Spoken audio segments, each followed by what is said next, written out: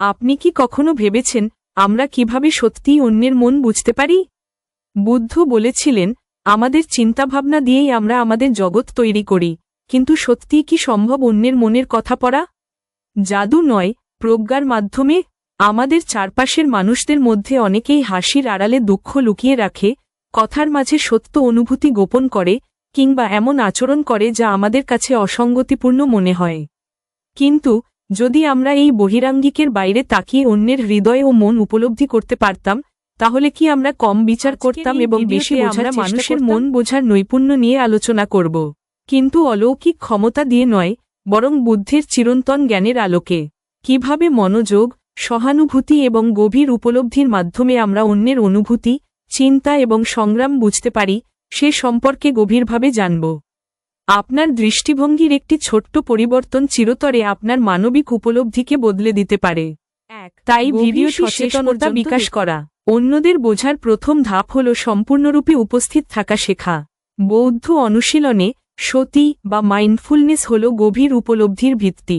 এটি এমন একটি ক্ষমতা যা আমাদেরকে বিচার না করে পর্যবেক্ষণ করতে সাহায্য করে।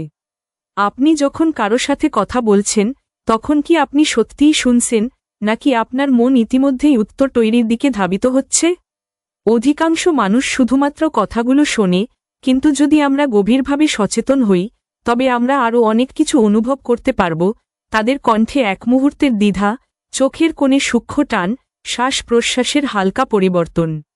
একজন যোগী বা সন্ন্যাসীর স্থিরতার কথা ভাবুন। তার মন বিশৃঙ্খল নয়, সে প্রতিক্রিয়া দেখাতে তাড়াহুড়ো করে না, বরং কেবল পর্যবেক্ষণ করে। এই নিঃশব্দতায় সত্য প্রতিফলিত হয়। তাই মনকে শান্ত করুন, সম্পূর্ণরূপে উপস্থিত থাকুন এবং সত্যিকারের উপলব্ধি বোঝা। বুদ্ধ বলেছেন, মানুষের মন একটি নদীর মতো, এটি সবসময় প্রবাহিত হয়, কখনো থেমে থাকে না।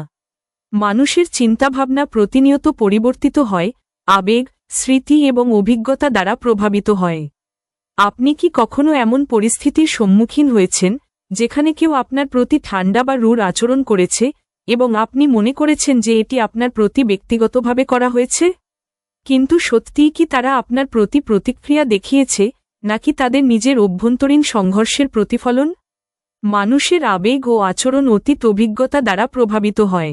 যদি কেউ রাগান্বিত হয়, তবে হয়তো তা তার শৈশবের কোনো কষ্টের প্রতিফলন, সাম্প্রতিক কোনো দুশ্চিন্তা, বা অব্যক্ত কোনো ভয়ের ও করুণাবোধের বিকাশ। যদি আপনি অন্যের মন বুঝতে চান, তবে বিচার নয়, বরং সহানুভূতি নিয়ে দেখুন। একবার এক ব্যক্তি বুদ্ধকে কঠোরভাবে অপমান করেছিল, কিন্তু বুদ্ধ শান্ত ছিলেন। যখন তাকে প্রশ্ন করা হল কেন তিনি প্রতিক্রিয়া দেখাননি, তিনি বললেন, যদি কেউ আপনাকে উপহার দেয় এবং আপনি তা গ্রহণ না করেন, তবে উপহারটি কার কাছে থাকবে? এইভাবে তিনি দেখিয়েছিলেন যে রাগ ও ঘৃণা আসলে যন্ত্রণার ফল। সহানুভূতি মানে কারো জন্য কেবল দুঃখ অনুভব করা নয়, বরং তাদের সঙ্গে অনুভব করা। এটি ধৈর্যের অনুশীলন, একটি উন্মুক্ত হৃদয়। এই জন্য মেত্তা বা মৈত্রী ভাবনা খুবই গুরুত্বপূর্ণ। প্রতিদিন কিছুক্ষণ অন্যের কল্যাণ কামনা করুন, এতে আপনার মন আরও কোমল হবে। আমরা অনেক সময় অন্যের অনুভূতি অনুমান করি, যা আমাদের ভুল বুঝতে বাধ্য করে। কেউ যদি মুখ গোমরা করে থাকে, আমরা ধরে নিই যে সে রাগান্বিত। কেউ যদি আমাদের মেসেজের উত্তর না দেয়, আমরা মনে করি সে আমাদের এড়িয়ে চলছে।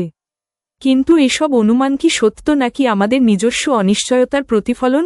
বৌদ্ধ ধর্ম আমাদের শেখায় যে মন স্বচ্ছ জলধারার মতো হওয়া উচিত, যেখানে বাস্তবতা স্পষ্টভাবে প্রতিফলিত হয়। তাই প্রতিটি সিদ্ধান্তের আগে থামুন এবং নিজেকে প্রশ্ন করুন, আমি কি সত্যিকারের পরিস্থিতি দেখছি, নাকি আমার নিজের ভাবনার প্রতিফলন? যোগাযোগ করুন। সত্যিকারের বোঝাপড়া আসে কথা বলার মাধ্যমে নয়, বরং গভীরভাবে শোনার মাধ্যমে। প্রতিটি কথোপকথনে অধিকাংশ মানুষ কি বলবে তা ভাবতেই ব্যস্ত থাকে, কিন্তু বুদ্ধ আমাদের শিখিয়েছেন যে গভীর শ্রবণ এবং সংযত বাক্য আমাদের সম্পর্ককে দৃঢ় করে।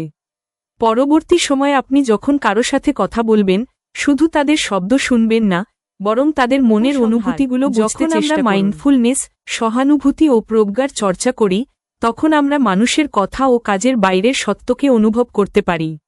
আমরা আর রাগ বা হতাশার সাথে প্রতিক্রিয়া দেখাই না, বরং বোঝার সাথে প্রতিক্রিয়া করি। আপনি যদি এই জ্ঞানকে মূল্যবান মনে করেন, তাহলে আমাদের চ্যানেলটি